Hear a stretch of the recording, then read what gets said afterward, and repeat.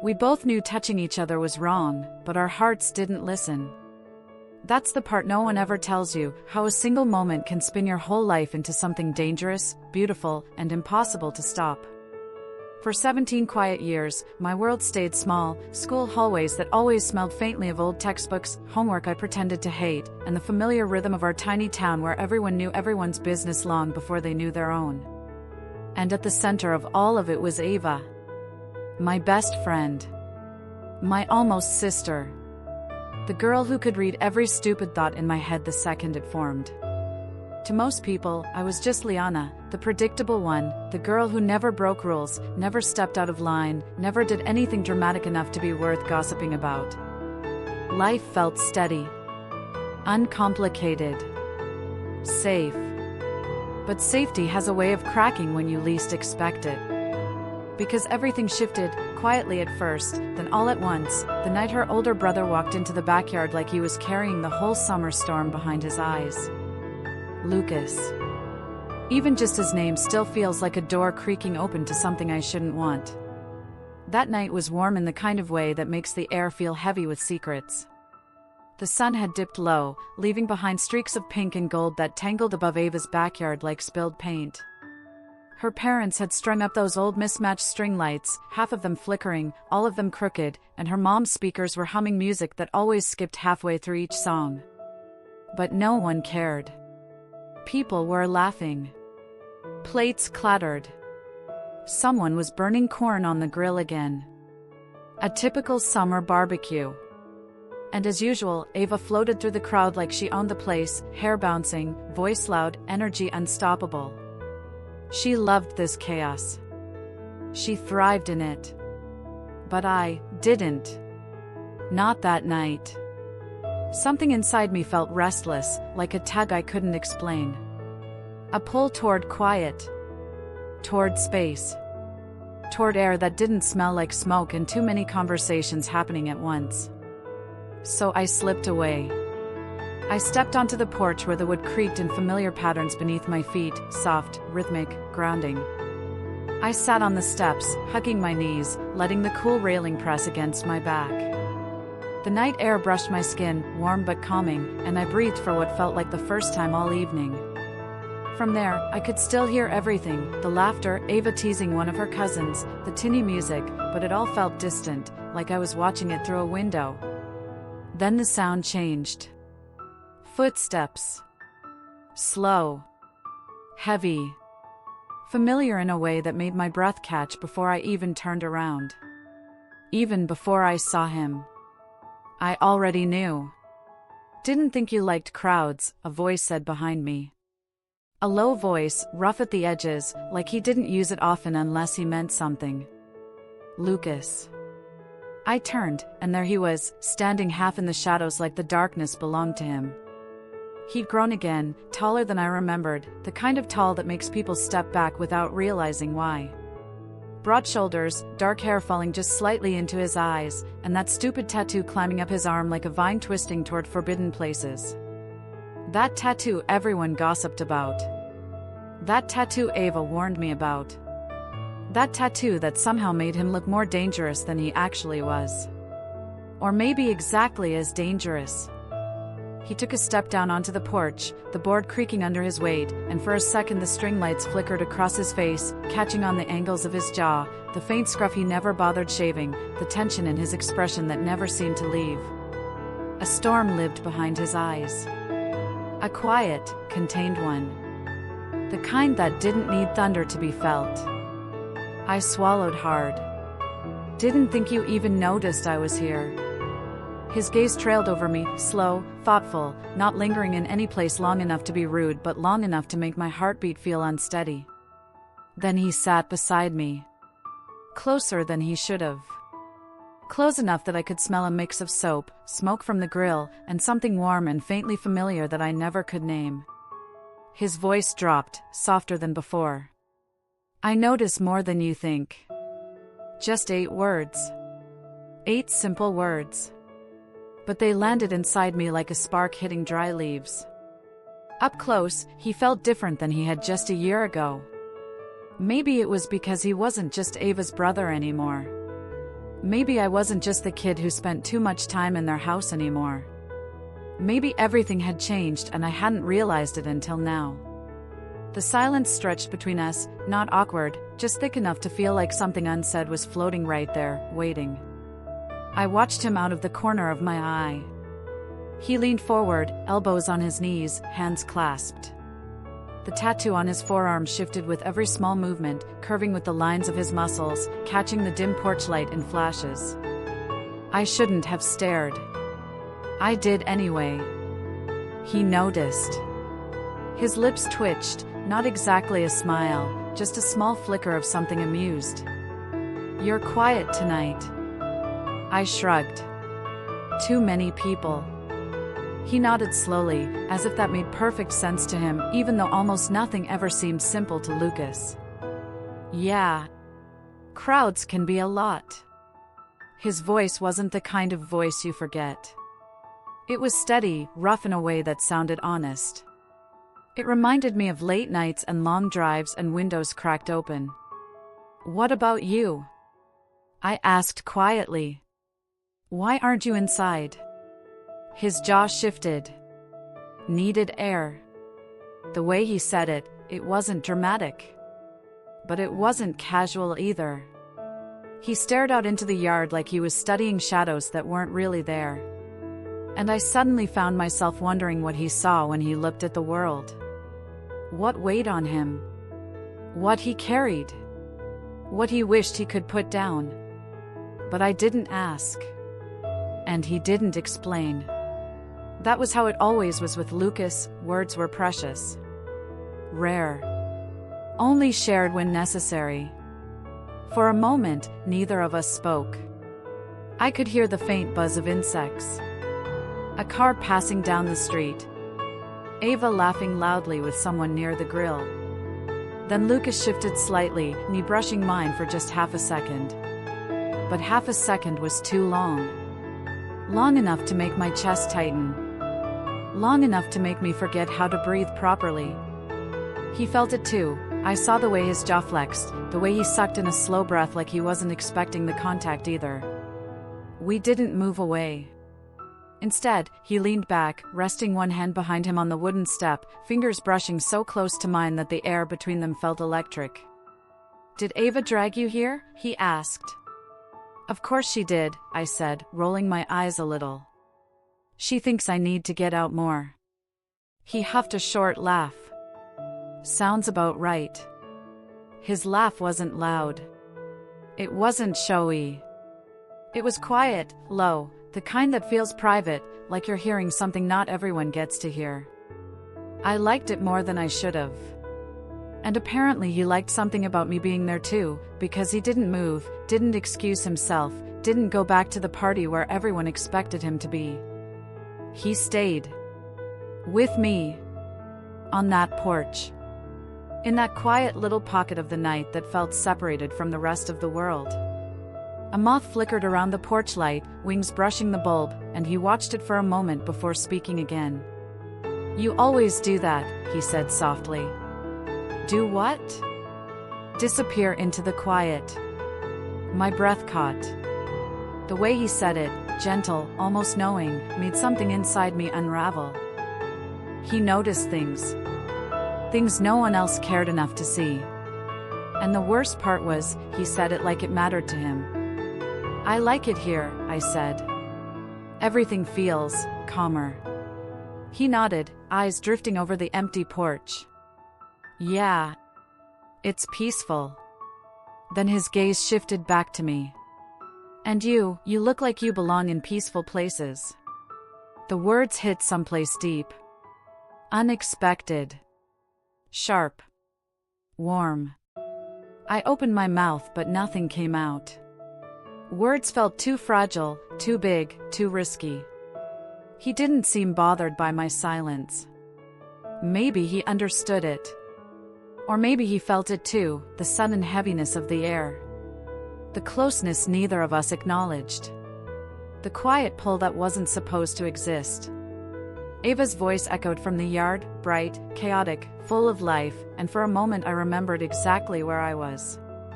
Exactly who I was supposed to be. Not this girl. Not the girl sitting too close to Lucas. Not the girl feeling something dangerous tighten around her ribs. But Lucas didn't move away. If anything, he looked at me like he could see the conflict I was drowning in, like he was silently asking questions he didn't dare voice. His fingers brushed the porch again, closer now. So close they almost touched mine. And I felt it. Every inch of that space between us. Every heartbeat in the air. Every warning I wasn't listening to. We both knew touching each other was wrong. But in that moment, our hearts didn't care. And something in my chest tightened.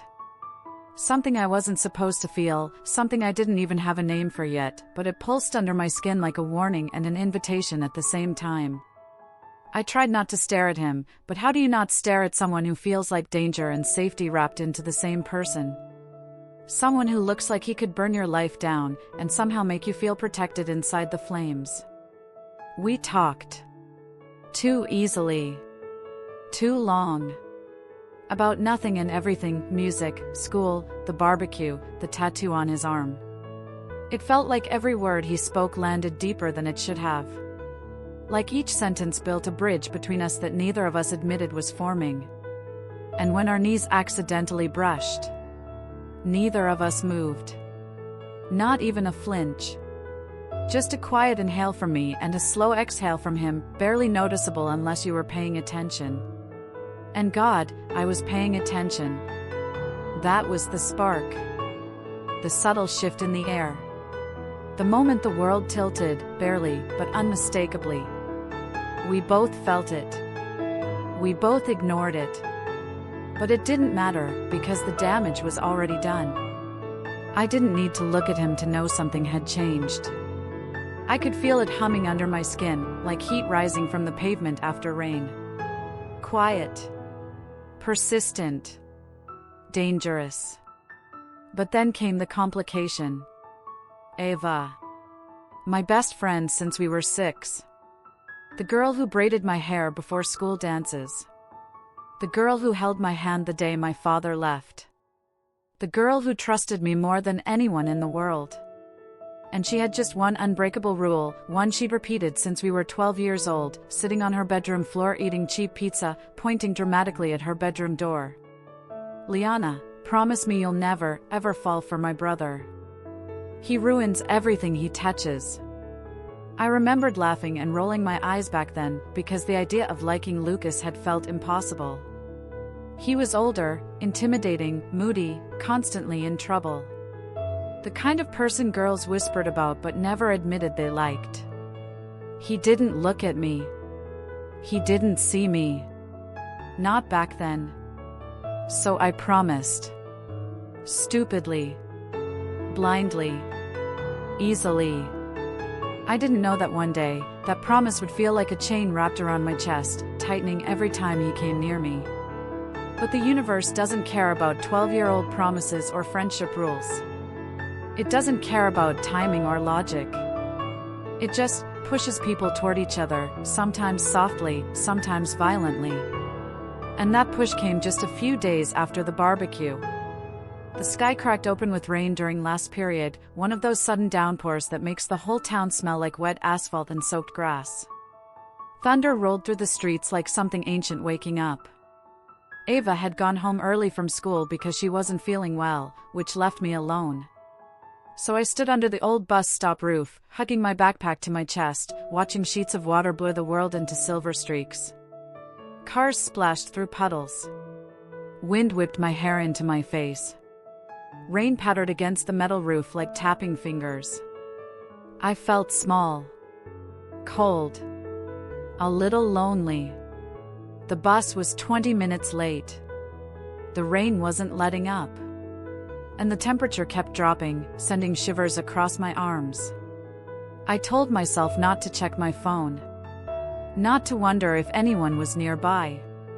Not to think about him. But thinking about him was almost reflex now, an involuntary ache that twisted inside me no matter how much I tried to ignore it. Lightning flashed. Thunder shook the ground. I pulled my backpack tighter, whispering under my breath, "You'll be fine. It's just rain." But it didn't feel like just rain. It felt like the world was waiting for something. Then, headlights. A pair of them cut through the downpour, moving slowly, deliberately, pulling up right in front of the bus stop. A familiar black truck. Old but steady. Engine rumbling low like a growl. My breath caught. The passenger window rolled down halfway, rain splashing onto the side of the truck. And there he was. Lucas. Arm resting on the window frame. Hair a little messy. Tattoo darkened by the stormlight. Eyes fixed on me with something I didn't understand yet, something intense, conflicted, soft and sharp at the same time. "You'll freeze out here," he called over the rain, voice deeper than usual. I blinked. "I'm waiting for the bus." His jaw clenched slightly. "Bus isn't coming." Roads flooded up ahead. I hadn't realized he was close enough to even know that. I hadn't realized he might have been anywhere near me at all. "Get in," he said, not unkindly, more like he was fighting the urge to just open the door for me himself. I don't know," I stammered. A small muscle twitched in his cheek, and he leaned a little closer to the window. "Liana. You're soaked. Just get in." The way he said my name, low, steady, like it was a secret, sent a tremor down my spine. I hesitated only a second before pulling my backpack strap over my shoulder and running through the rain. He leaned over to pop the lock, and I slipped inside, shivering as the warmth of the truck wrapped around me. Water dripped from my hair onto the seat. My clothes clung to my skin. My breath fogged the window. He looked at me, really looked, and exhaled quietly. "You're freezing." I swallowed. "A little." He reached behind the seat, grabbed an old hoodie, and handed it to me without a word. It smelled like him, soap, engine oil, rain. I pulled it on slowly, trying not to notice how the sleeves swallowed my hands or how the warmth spread across my body like comfort I wasn't supposed to accept. As soon as I was settled, he put the truck in drive and pulled away from the curb. Rain hammered the windshield. Wipers scraped across the glass. The heater groaned to life. For a few seconds, neither of us talked. The only sound was the rain roaring around us, drowning out everything else. But inside the truck, it felt like its own kind of quiet, tense, thick, full of things unspoken. "You should have texted someone," he said eventually, eyes still on the road. I didn't want to bother anyone. His grip on the steering wheel tightened. "You wouldn't be bothering me." That sentence. God. It cracked something open in me. "Why were you even out here?" I asked softly. His jaw flexed again. "Saw the storm coming. Figured you'd be waiting for the bus." My heart stuttered. "So you came looking for me?" He didn't answer. Not verbally. But the silence around his breathing was answer enough. I looked at him, sharp profile, raindrops on his window, the glow of streetlights passing over his face like a slow reveal. Danger and safety. Shadow and warmth. Complication and comfort. Everything I shouldn't want. Everything I was trying so hard not to want. Thunder shook the truck. He flinched almost imperceptibly, not in fear, but like he was fighting something inside himself. And somehow, that was what made me whisper, "Lucas, you didn't have to do this." His hands tightened again on the wheel before he spoke, voice low and almost pained. "Yeah. I did." The air between us thickened instantly. Heavy. Magnetic. Heat blooming quietly where it shouldn't. I looked away toward the rain-streaked window, trying to calm the pounding in my chest. "Ava will kill me if she finds out I'm in your truck." He exhaled sharply. "Ava doesn't have to know." But the way he said it, too fast, too tense, made my pulse spike. Because suddenly, I knew it wasn't just about giving me a ride. There was something else happening. Something neither of us planned. Something neither of us was stopping. Lightning flashed again, briefly illuminating the truck's interior, and for a moment we were just two silhouettes suspended in the storm. And I realized something terrifyingly simple. Complications or not. Friendship rules or not. Promises or not. The universe wasn't done with us yet. Then a familiar truck pulled up, cutting through the roar of the storm like something out of a movie I wasn't supposed to be in. Headlights spilled across the wet pavement, turning the sheets of rain into glittering chaos. I blinked, squinting through the downpour, and there he was, Lucas, leaning over from the driver's seat, rain dripping from his hairline, plastering dark strands against his forehead. He pushed open the passenger door just enough for his voice to reach me through the thunder. "Get in," he said, firm but low, like it wasn't a question. I hugged my backpack tighter, trying to steady my breathing.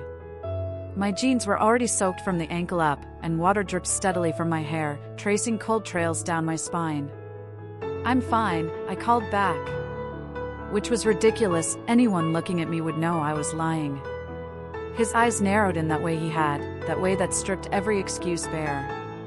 "Liana," his voice dropped an octave, softened around the edges, but somehow became even more impossible to argue with. "Get in." And I did. I wish I could say I hesitated a little longer. I wish I could say I made the right choice. But the truth is, my feet moved before my fear could catch up.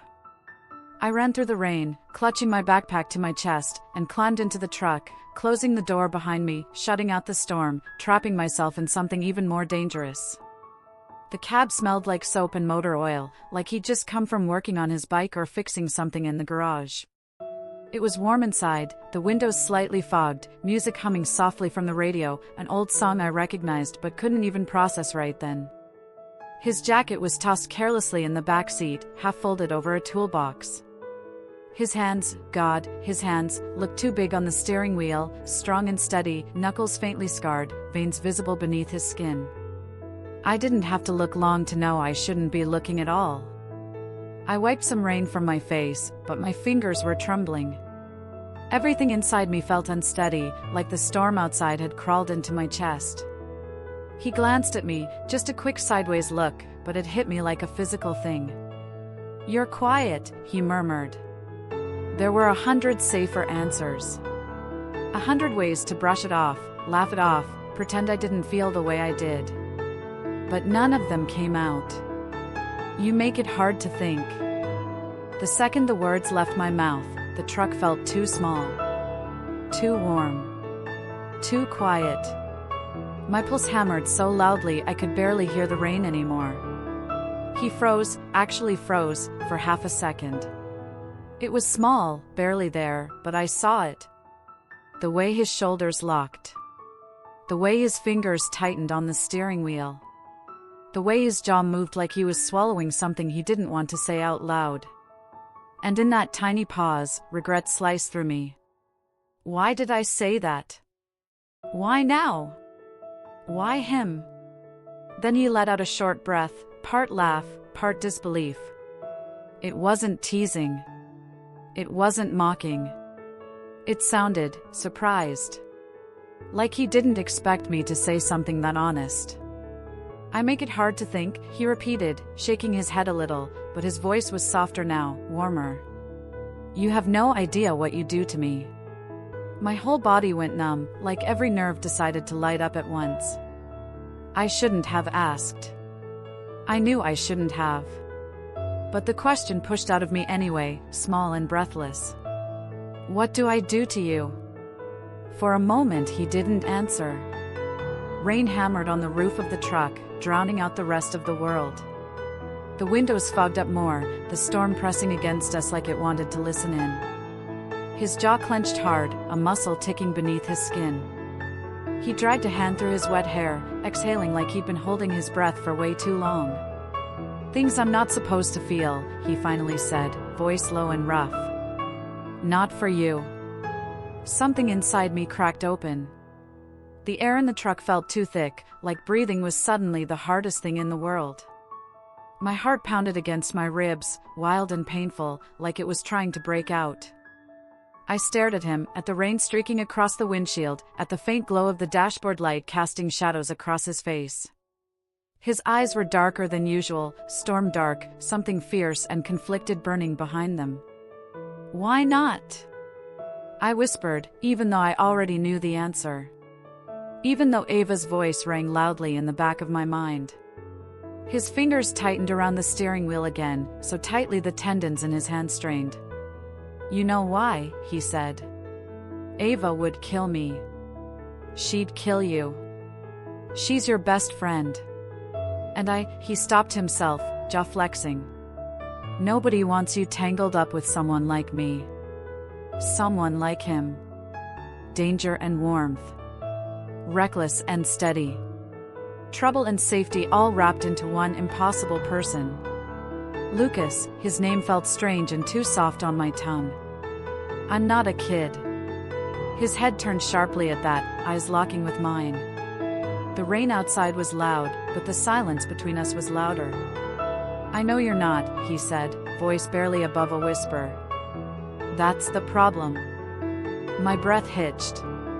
We sat there in the storm, suspended in something I didn't have a name for yet, something too big, too risky, too real.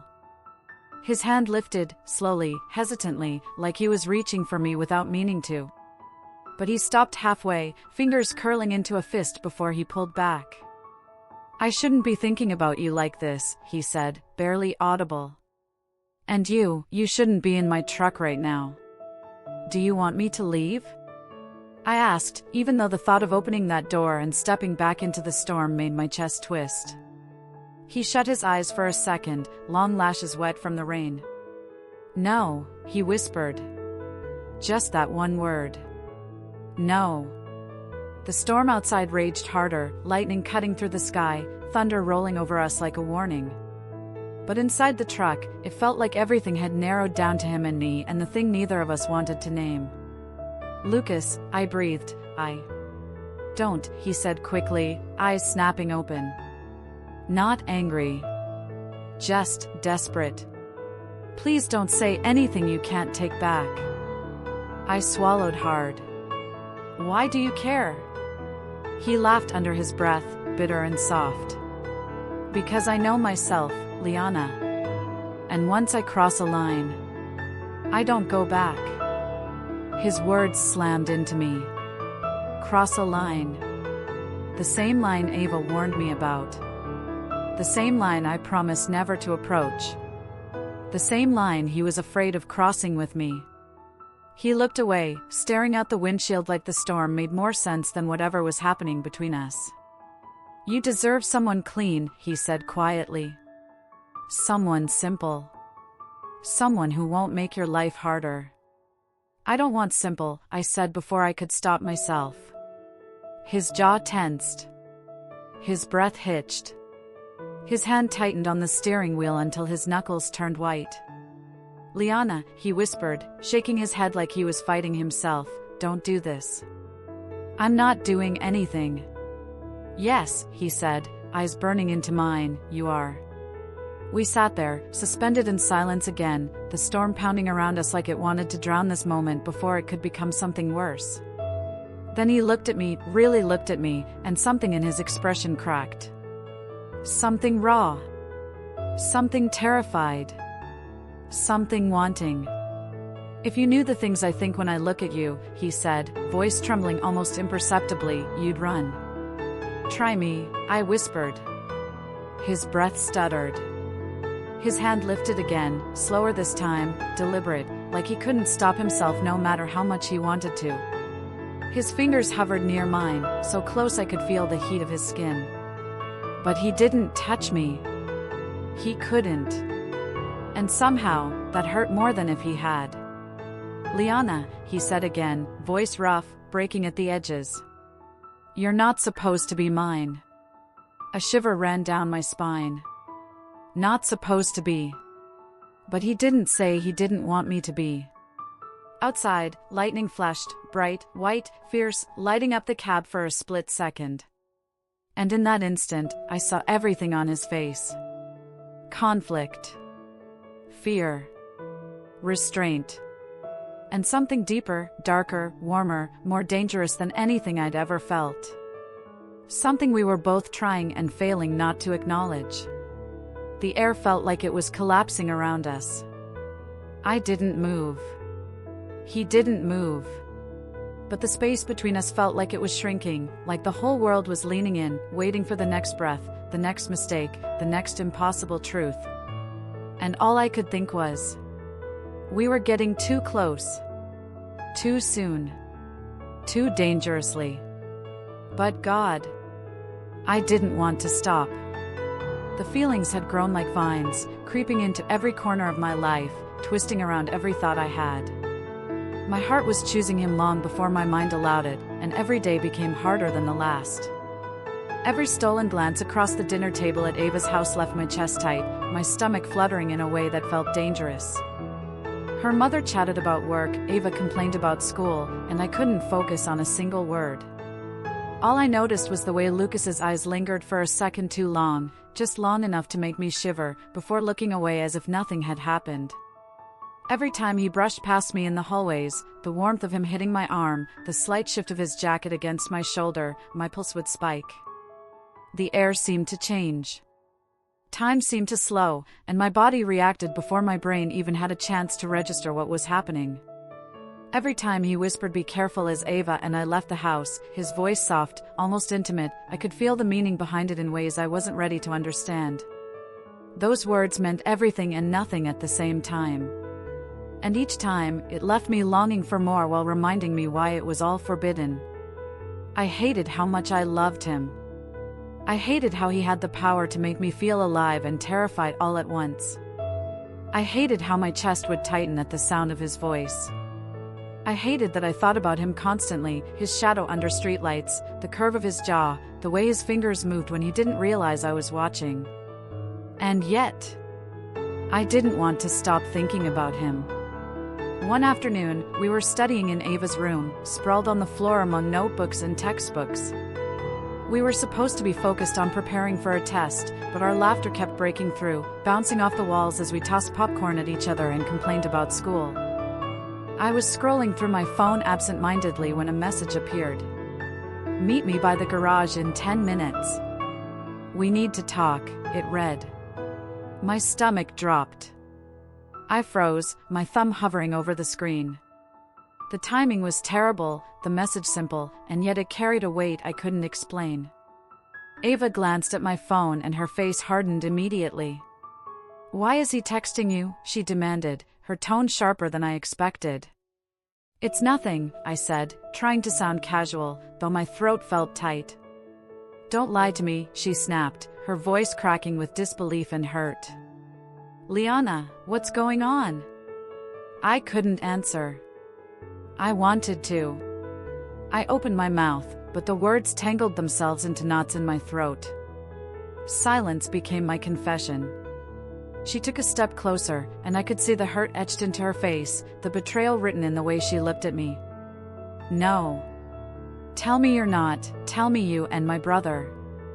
"I'm sorry," I whispered, the weight of it pressing on my chest. Her breathing hitched, a sob threatening to break through. "You promised me." "You promised," she said, voice shaking. "How could you?" She wouldn't let me explain. She didn't want to hear anything. She told me to leave, told me she didn't want to see me again, told me I had betrayed her. And I did.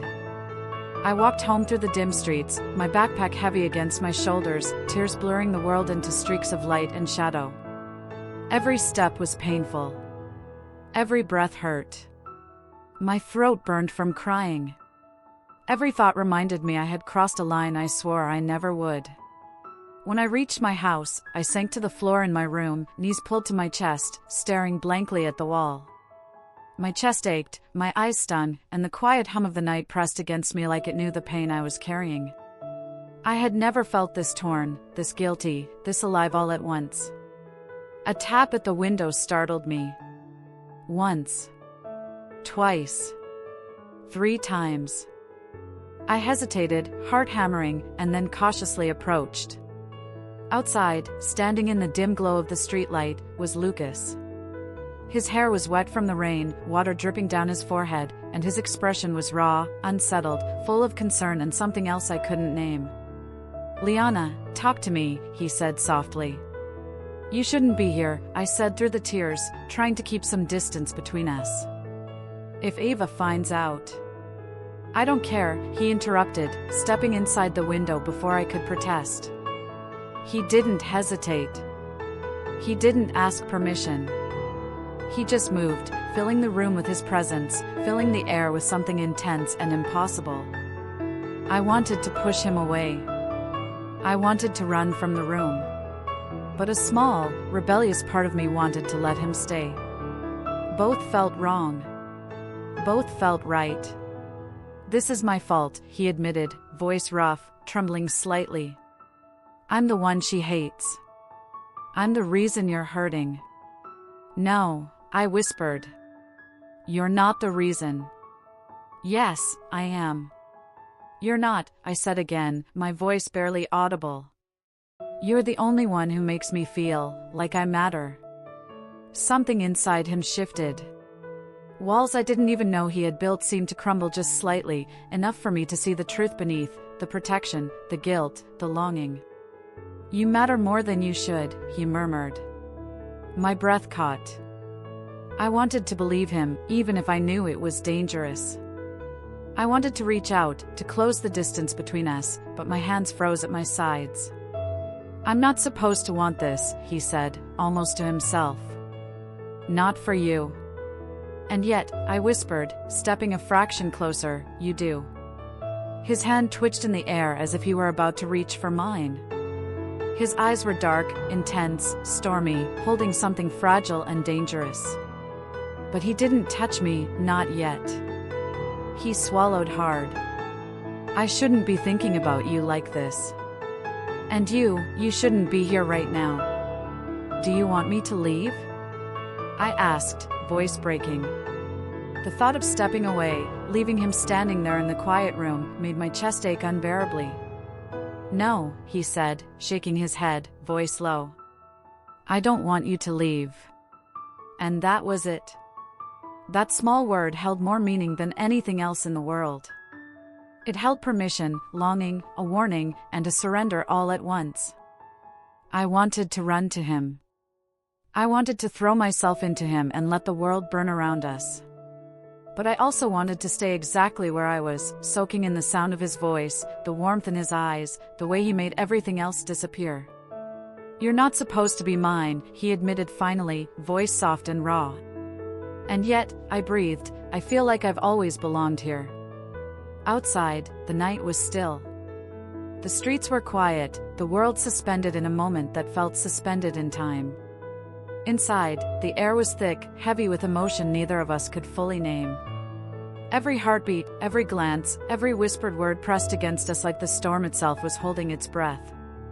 He exhaled slowly, running a hand through his wet hair, and for a second, the confident, untouchable boy from town whispers and rumors disappeared. All that was left was someone real, someone imperfect, human, and utterly devastating. "I don't know how to do this right," he admitted, voice breaking again. "I don't know how to keep you safe without everything falling apart." "You can't promise that," I said softly. "No one can. But you make me feel alive. That's all I need." The distance between us shrank by inches, almost impossibly slow, almost unbearably tense. He didn't reach for me yet. He couldn't. But the energy in the room, the longing, the danger, the forbidden nature of it all, made every second stretch and contract in a way that left me dizzy. "I can't stop thinking about you," he admitted, barely a whisper. "Even when I try. Even when I know it's wrong. Even when I know she'll hate me for it." I stepped closer, my hand brushing against his arm, just the lightest touch. A spark shot through me, and I didn't pull away. "Then maybe we stop trying to fight it," I whispered. His jaw flexed, his chest rising and falling rapidly. His eyes softened in the dim light. And for the first time, the line between right and wrong blurred until it almost didn't exist at all. The storm outside continued, rain drumming against the roof, but inside, the world narrowed to two people standing in a room, suspended between desire and fear, between guilt and longing, between everything they weren't supposed to do, and everything they couldn't stop themselves from feeling. His expression broke, completely. Like he'd been waiting his whole life to hear that. And in that moment, the air between us changed. It felt like the world itself was leaning in, holding its breath, waiting for what would come next. He pulled me into his arms, and the warmth of him pressed against me like home. His hands rested gently on my back, not possessively, not aggressively, but with a carefulness that made my heart ache. As if I might vanish if he didn't hold on. "You matter more than you know," he whispered against my hair, voice low, trembling just enough to make me shiver. "I'm not letting you go. Not now. Not ever." I closed my eyes, letting the words sink into me, letting the sound of his voice wrap around me like a promise. "Then what do we do?" I asked, the question more desperate than I expected. He pulled back just slightly, tilting his head so he could look at me, eyes glimmering in the soft lamplight of my room. "We face it," he said simply, but every syllable was heavy with meaning. "We stop hiding from it. From ourselves. From everyone else. We just exist. Together." It wasn't perfect. Not neat. Not clean. But it was honest. And somehow, honesty felt like the first time in months my chest had actually stopped aching. Over the next few days, we moved slowly, carefully, navigating the edges of what we wanted without letting it burn too brightly. Every touch, every glance, every quiet laugh in a corner of the room was charged with something we both knew we weren't supposed to feel, but couldn't resist. And then came the hardest part, Ava. We worked up the courage together, step by step, to talk to her. My stomach twisted every time we approached her, and I could see the wariness in her eyes. Lucas didn't speak for me, he let me do the explaining, but his hand stayed lightly on my back, grounding me. A reminder that no matter how fragile this moment felt, we weren't alone. At first, she didn't forgive us. How could she? She felt betrayed, hurt, and angry. Her words cut deeper than I expected, but I listened. I let her see every tear, every broken promise, every small crack in my own heart that I didn't want her to see. But over time, she began to notice the changes.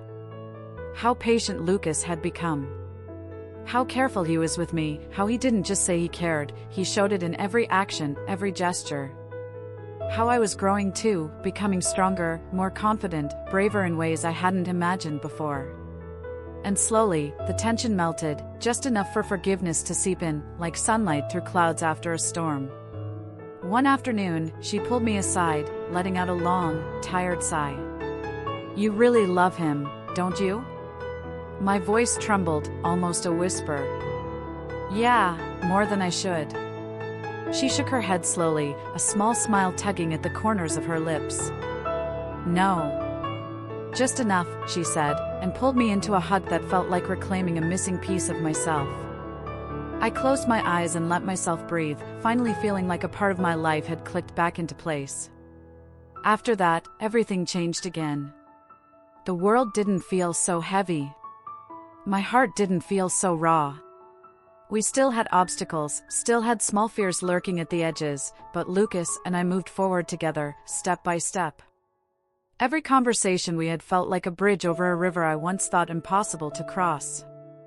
Every laugh we shared felt like sunlight spilling into a corner of my life that had been dark for far too long. Even the ordinary moments became cinematic. The way his hand brushed mine when we walked to school. The way his jacket smelled after he leaned in close. The way he could make a crowded room feel like it existed only for the two of us. Every time we sat together, it felt like the world had paused, even for a fraction of a second. And every heartbeat, every shared glance, every hesitant smile reminded me of that first night on Ava's porch steps, the night we knew, deep down, that touching each other was dangerous, wrong even, but irresistible all the same. We celebrated small victories, too, the kind of victories that didn't matter to anyone else but us. Like finishing a homework assignment together without bickering, or making it through a family dinner without sneaking longing looks. We learned how to navigate the space between desire and respect, between longing and patience. Sometimes, late at night, I'd catch myself staring at him as he slept, or resting in the quiet beside him, and my chest would tighten again, not with fear, but with the weight of everything I felt for him. And he'd notice, because Lucas always notices. He'd slide an arm around me or brush my hair from my face, and it was like my heart could finally relax, just for a second. The small town streets we once walked as children now felt alive with our secret. Streetlights glimmered off wet pavement after rainstorms, turning ordinary walks into scenes I could have sworn were made for movies. Even the sound of the wind through the trees felt like it was whispering our story. And every time he took my hand, warm, steady, protective, I remembered the first time we truly saw each other. We weren't supposed to cross that line. And yet we did. And honestly, I'd cross it again. Every single time. Sometimes I still think about that first night, the air heavy, the storm pressing against the windows, my heart racing as he leaned over, hesitant, desperate, and entirely irresistible. It feels like a lifetime ago and yet only yesterday. That's the kind of love that sticks. That clings. That changes you. And now, when I see him, when I feel his hand find mine, when I hear his voice in the quiet of the night, I know we made the right choice. Even when it was messy, even when it was hard, even when the world around us seemed to whisper that we were wrong. Because in choosing each other, we chose honesty, vulnerability, and a love worth fighting for. I wonder sometimes, what would you have done if you were me? Would you have crossed the line knowing it was forbidden? Or would you have walked away, even if it meant leaving a piece of your heart behind? This story is messy. It's imperfect. But it's real. And if it resonates with you, if it makes your heart ache or flutter, I'd love to hear your thoughts. Comment below, what would you have done in my shoes? And if you enjoyed this story, don't forget to like, share, and subscribe for more stories like this, stories that make your heart race, that pull you in, and remind you that love doesn't always follow the rules. Because sometimes, the rules aren't meant to keep you safe. Sometimes, the rules are meant to be broken.